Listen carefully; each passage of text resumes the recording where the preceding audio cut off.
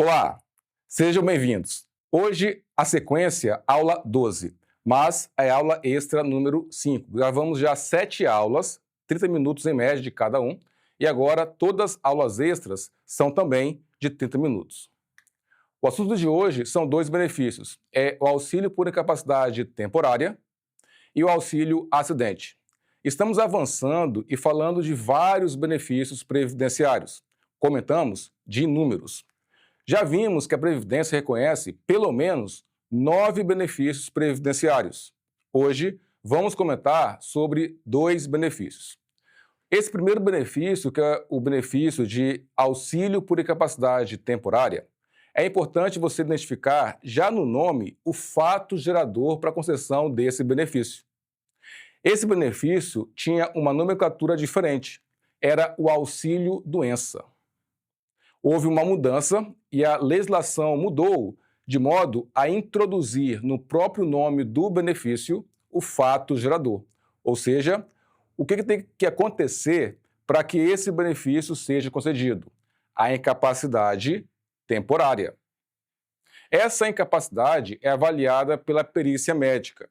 O médico do INSS avalia por meio de documentos ou por meio de uma perícia presencial se existe essa incapacidade, quando começou essa incapacidade e até quando vai durar essa incapacidade. Essas datas, essa análise é feita pela perícia médica. Um outro aspecto que tem que ficar claro, como eu falei, é o fato gerador, incapacidade temporária para o trabalho. Todos os benefícios da Previdência Social possuem um fato gerador. Qual é o fato, qual é o aspecto que tem que ocorrer para que aquele benefício seja concedido? Josmar, é o único aspecto para que o benefício seja garantido? Não. Há outros requisitos, e vamos ver, como, por exemplo, qualidade de segurado, carência, enfim. O fato gerador é o fato, é o aspecto que tem que estar presente para que, junto com outros requisitos, aquele benefício possa ser concedido. E quais são os beneficiários? Quais são os segurados da Previdência Social que podem acessar o auxílio por incapacidade temporária? Todos os 6. E você já se recorda quais são os 6 segurados da Previdência? Sim ou não? Se não se recordar, eu te lembro. É o contribuinte individual, o trabalhador avulso, o doméstico, o empregado e o segurado especial. Esses 5 segurados que eu acabei de falar são segurados obrigatórios. Obrigatórios por quê? Porque eles trabalham em alguma atividade. E por trabalhar, estão obrigados a se filiarem ao regime geral de previdência social. E há também o segurado facultativo. É aquela pessoa que não está trabalhando, mas quer contribuir para a Previdência Social. Esse segurado facultativo também pode ter direito ao benefício de auxílio por incapacidade temporária. E nesse caso, como não há trabalho, a análise é feita do ponto de vista da incapacidade de exercício para atividades do dia a dia. Por exemplo, quebrou uma perna, quebrou um braço, está doente com a doença incapacitante por um período, e aí a análise pela perícia médica é feita desse ponto de vista. A qualidade de segurado.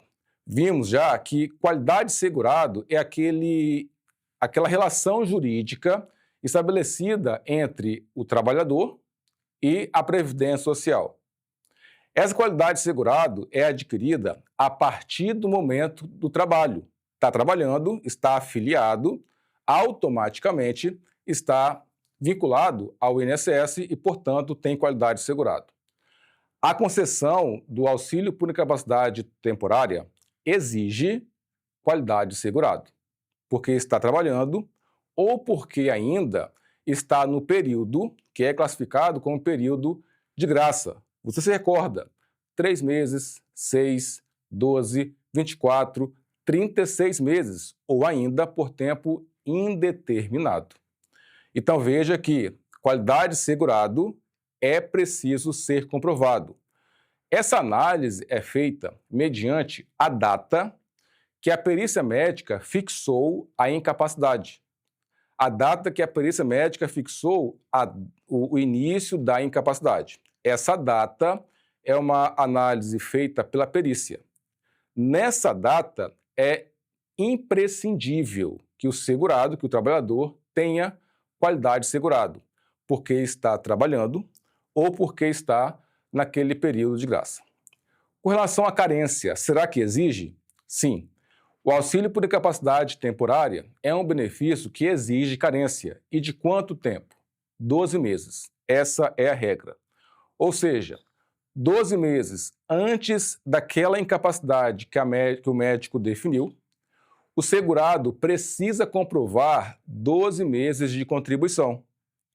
Josmar, e aquela situação que o segurado trabalhou, que ele já contribuiu durante 1 ano, 2 anos, 3 anos, o que seja.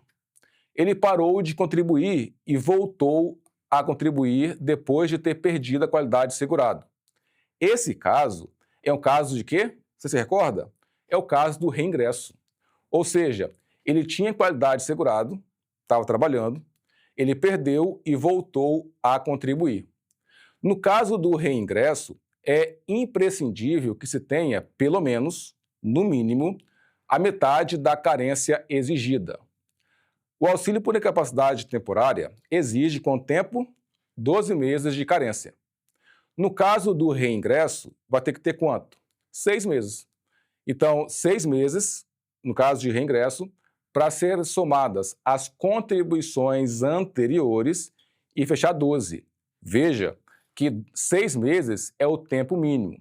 Vamos imaginar que um segurado qualquer tenha contribuído lá no passado, em 2010, por exemplo, por apenas 2 meses. Janeiro, fevereiro, lá de 2010. Acabou. Aí ele volta a contribuir em 2020, 10 anos depois. Foi de novo empregado. Esse caso que eu acabei de relatar, você acha que é um caso de reingresso? Responde, pense, você acha? E a resposta é positiva. Por quê? Qualquer caso que ele teve qualidade de segurado, perdeu qualidade e voltou a ter qualidade de segurado, é caso de reingresso. Aí cabe uma outra pergunta. Josmar, nesse caso de reingresso que você acabou de falar, 6 meses vão ser suficientes? O que você acha? 6 meses, nesse caso, não é suficiente. Por quê? 6 meses somadas a 2 contribuições no passado, dá quanto? Dá 8. E, portanto, esse caso de reingresso tem que ter quanto no mínimo? 10. 10 contribuições antes da incapacidade é somado a 2 no passado e fecham as 12. Agora, evidentemente, se ele tiver já no passado 6, 7, 8 meses, 10 meses, 1 ano, 2 anos, 5 anos, 10 anos, perdeu qualidade de segurado, no reingresso tem que ter no mínimo quanto? 6 meses. E também, um outro aspecto importante, há incapacidades que a lei define como isentos de carência. Lá no artigo 151 da Lei 8.213, estão previstas algumas doenças que a carência é dispensada, como, por exemplo, tuberculose ativa, hepatopatia grave, paralisia irreversível, cardiopatia grave, enfim. Então, essas doenças, quando forem descobertas, o médico avalia isso, quando que foi o início da incapacidade, a carência não é exigida. Além disso, além das doenças, há também acidentes. Acidentes de qualquer natureza, não só acidente de trabalho, tá?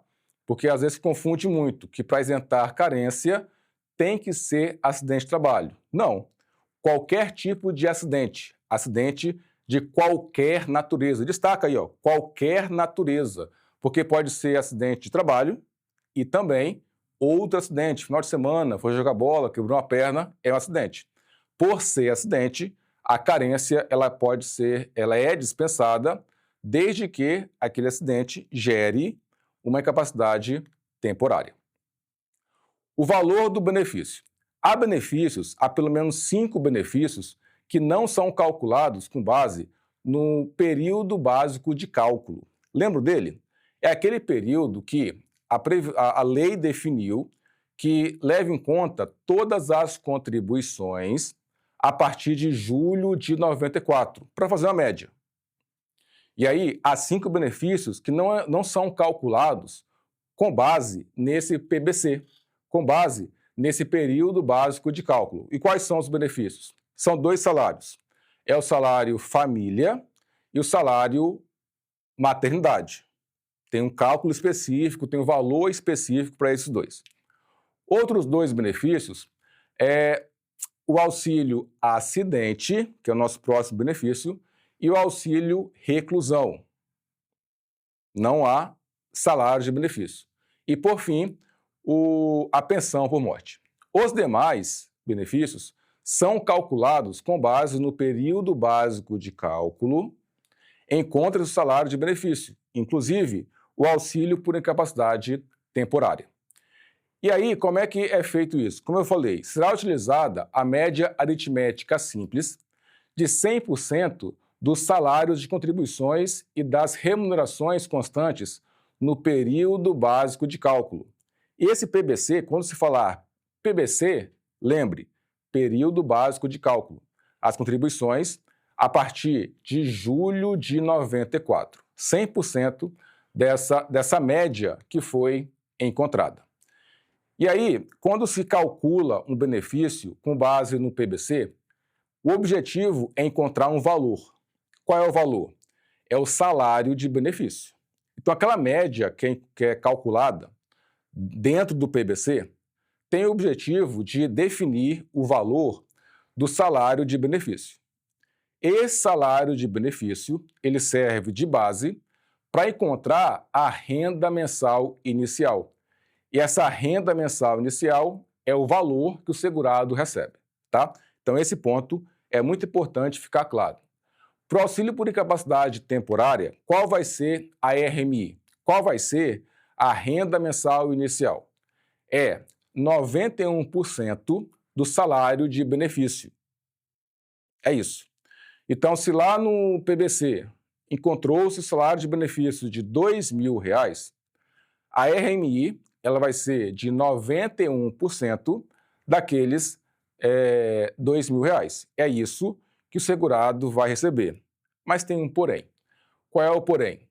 Esse valor que foi encontrado não pode ultrapassar a média das 12 últimas contribuições. Como assim? Na prática, deixa eu te contar como é que acontece. Na prática, esse benefício, o sistema, ele faz 2 cálculos. Um cálculo levando em conta o PBC, que é o período básico de cálculo, aquela média de todas as contribuições a partir de julho de 94. Para quê? Para encontrar o salário de benefício, é feito o cálculo, aí encontrou, ok. É feito um outro cálculo levando em conta as 12 últimas contribuições antes da incapacidade. E aí, o que for menor é o que o segurado vai receber de auxílio por incapacidade temporária. É desse jeito, tá? Então, o legislador, ele trouxe essa regra que está aqui previsto, dizendo que esses 91% não poderá ultrapassar a média aritmética simples dos 12 últimos salários de contribuição existentes a partir de julho de 94. Veja que é a partir. E os 12 últimos é com relação à incapacidade. E aí, esses 2 cálculos são feitos, o que for menor é o que o segurado vai receber. Por exemplo, vamos imaginar que esse PBC encontrou um salário de benefício de R$ 7.000. Ok, 7.000. E aí, o auxílio por incapacidade temporária, a RMI, a renda mensal inicial, é de 91%. E aí o sistema calcula lá 6.370. Ok, guarda esse valor. Esse mesmo sistema vai levar em conta as 12 contribuições antes da incapacidade. E vamos imaginar que, por algum motivo, aquele trabalhador ele recebeu um salário mínimo, um novo emprego e contribuiu por 12 meses nessa base.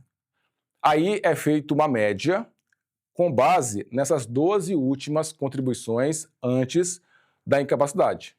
Veja, tem um cálculo que deu 6.370, tem outro cálculo que deu um salário mínimo. O que você acha que o segurado vai receber?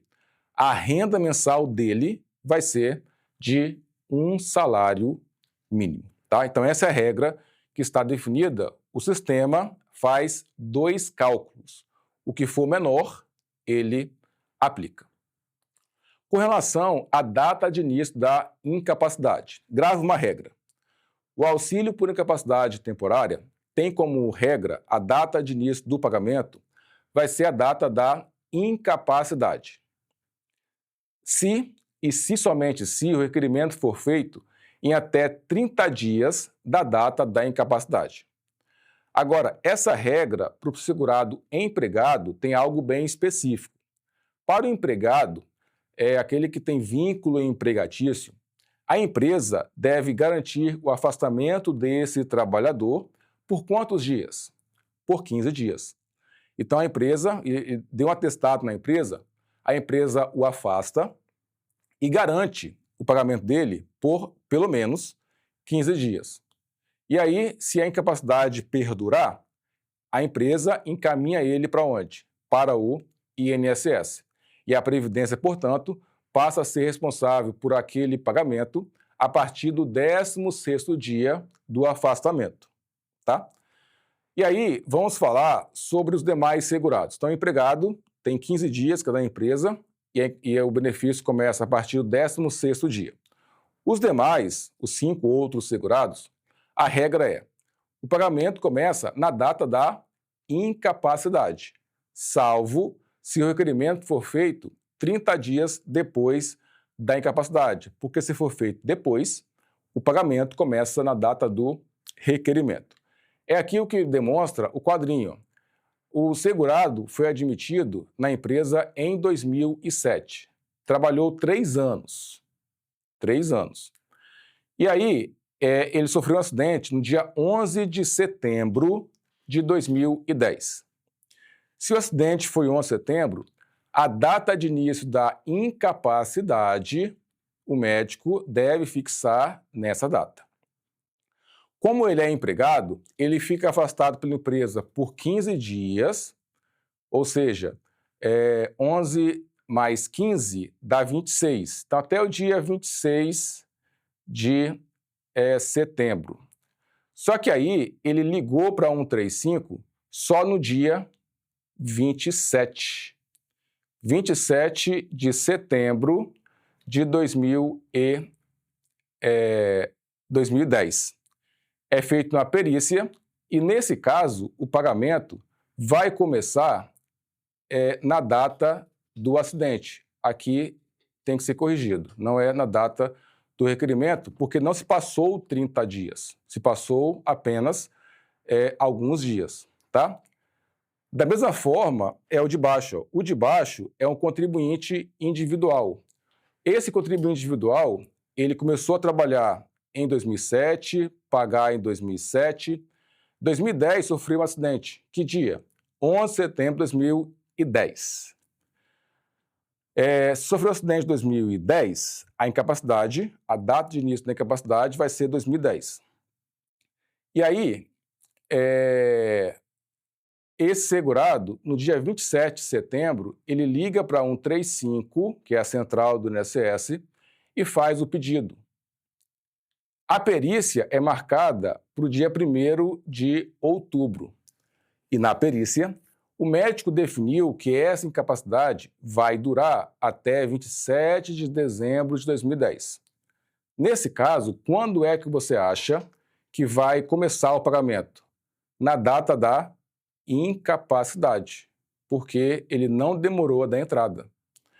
Evidentemente, se esse requerimento fosse feito, por exemplo, lá no dia 30 de outubro, 30 dias depois do acidente, o pagamento ele começaria na data do requerimento. Tá? Então, esse ponto é um ponto muito importante. E, por fim, quando que o benefício vai cessar?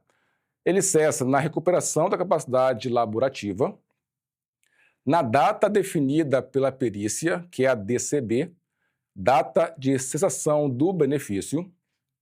Josmar, o médico definiu que o segurado voltaria a trabalhar no dia 10 de dezembro. Ele precisa fazer uma outra perícia? Não. Então, ele leva uma carta, é a carta de concessão, que o benefício vai até tal dia, leva na empresa e, se naquele dia ele tiver em condições de trabalhar, ele volta a trabalhar no dia seguinte. Se ele não tiver em condições, ele pode marcar uma outra perícia para aquele benefício ser prorrogado. E também cessa na data do óbito. Então, esses são os motivos que o benefício vai cessar. Os motivos do indeferimento do auxílio-doença são pelo menos 4. Às vezes, é muito comum o segurado fazer a perícia e o benefício ser negado. Ele compreender, o segurado às vezes fica indignado, pensando que foi só pela perícia médica, e às vezes não é. Veja que há vários motivos que o benefício pode ser negado. O primeiro motivo é, de fato, o médico, analisou o segurado e não reconheceu que tem capacidade. Não existe capacidade, você está apto ao trabalho. E aí, nesse caso, o benefício é negado por parecer contrário da perícia médica. O outro motivo é a falta de qualidade de segurado. É um requisito, lembram? Pois é. Aí o segurado, ele faz a perícia. Imagina, o segurado, ele trabalhou em 2010. Parou de trabalhar, nunca mais trabalhou. Agora, em 2025, ele faz o requerimento de auxílio por incapacidade temporária. Pode? Pode. Josmar, mas não tem qualidade de segurado. Mas ele pode requerer. Ele pode requerer e pode fazer perícia. E aí, na perícia médica, o médico definiu que tem capacidade, a data, inclusive, e quando que o benefício terminaria. Só que, como o segurado teve qualidade de segurado só até 2010, esse benefício vai ser negado por qual motivo? Falta de qualidade de segurado. Não é pela perícia, é por qualidade de segurado.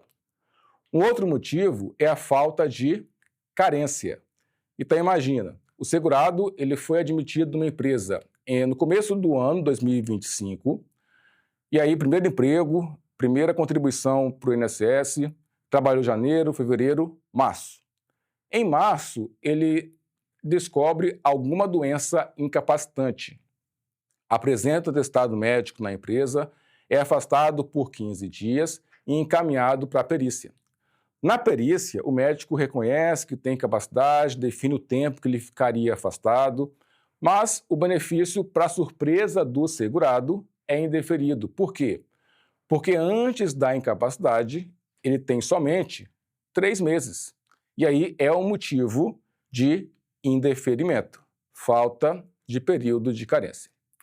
E outro motivo é a incapacidade é anterior ao ingresso ou reingresso ao regime geral de previdência social. Como assim? Imagine que uma pessoa ingressou no RGPS já com algum tipo de incapacidade. Por exemplo, ela ingressou e começou, vamos imaginar que ela tenha contribuído como contribuinte individual. Tem algum problema de saúde e começa a contribuir como autônomo.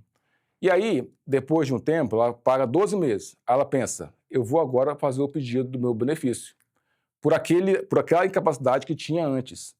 Na perícia médica, o médico define qual é a data da incapacidade.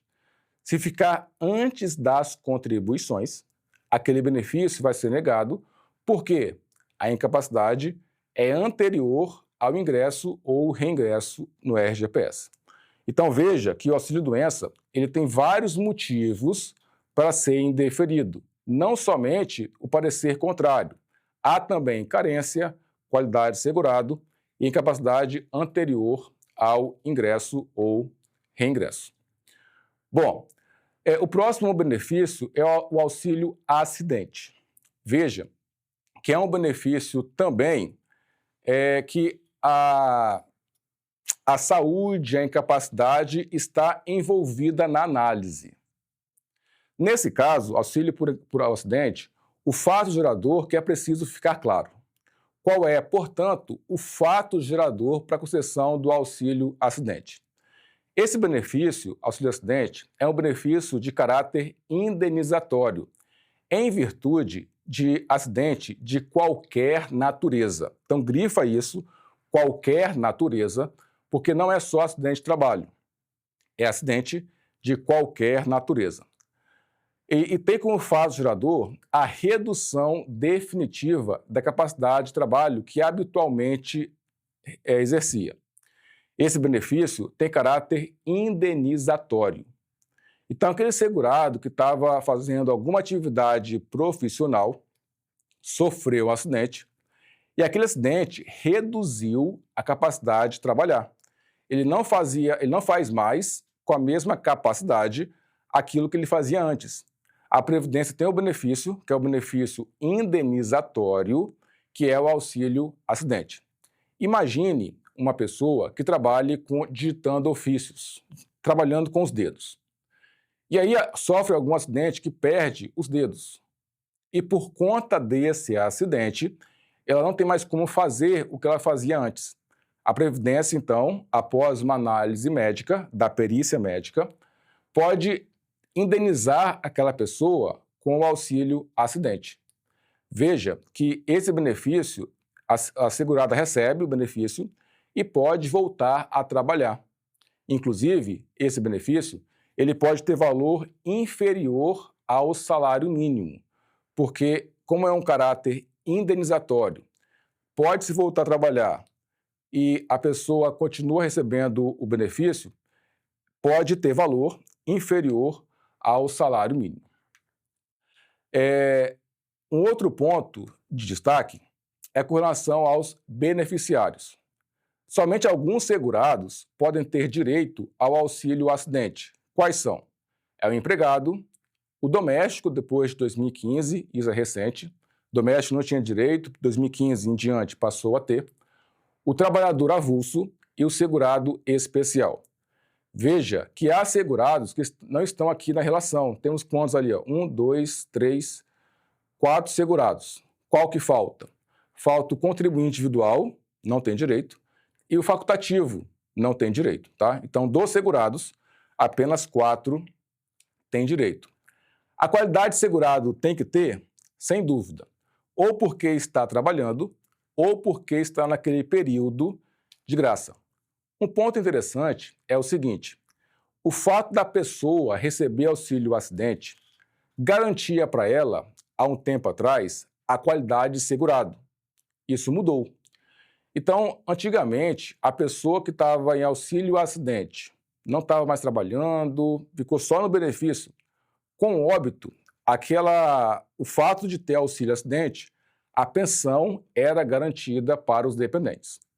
Atualmente, o auxílio acidente não conserva mais qualidade de segurado. Isso quer dizer o quê?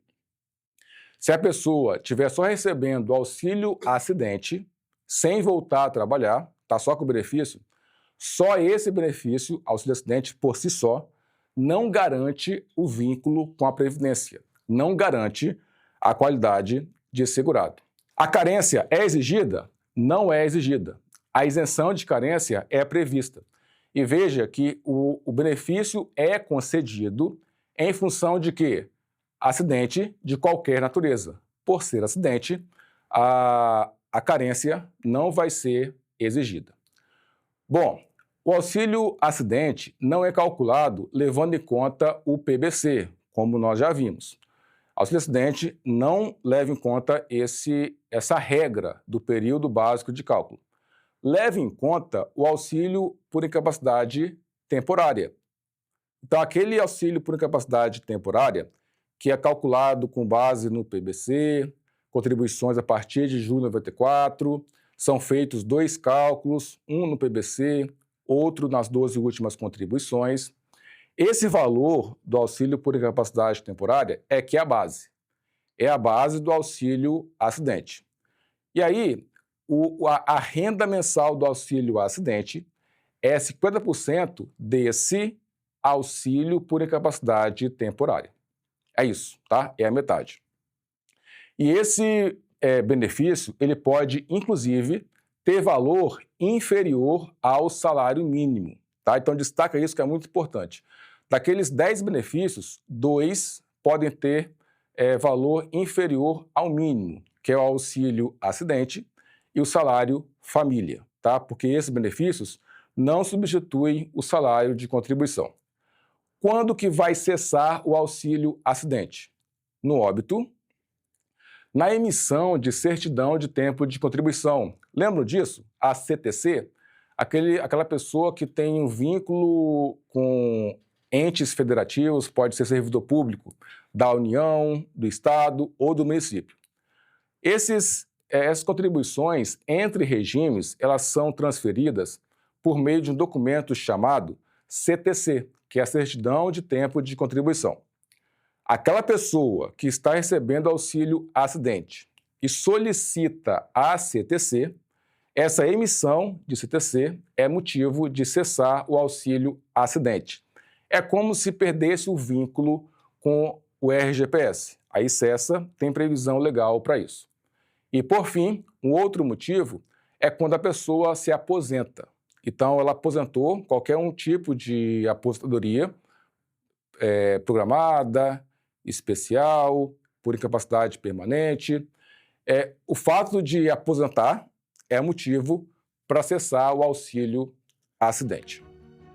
E com isso, concluímos os 2 benefícios, auxílio por incapacidade temporária e o auxílio acidente. Não deixe de registrar aqui a sua dúvida, o seu comentário. Nos vemos no próximo vídeo. Tchau, tchau.